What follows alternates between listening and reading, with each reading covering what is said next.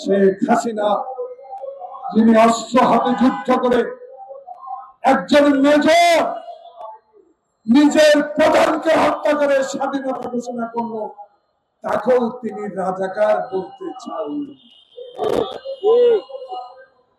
সেই শেখ হাসিনা কতদিন ভর করবেন, কতদিন হিন্দুস্তানের উপর ভর করে থাকবেন?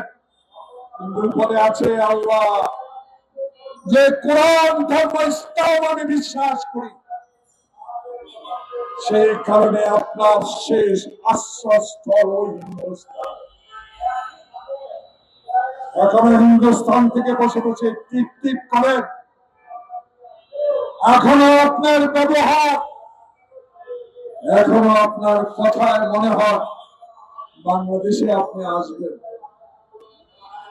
এই পবিত্র জাতীয় প্রস্তাবের সামনে যে সাংবাদিকরা কথা বলতে পারেন না, তাদের সামনেই জোহরের নামাজের আগে কথা দিয়ে গেলাম, বাংলাদেশে এমন শক্তি আর নাই আল্লাহ ছাড়া, শেখ হাসিনা বাংলাদেশে আবার আসবে।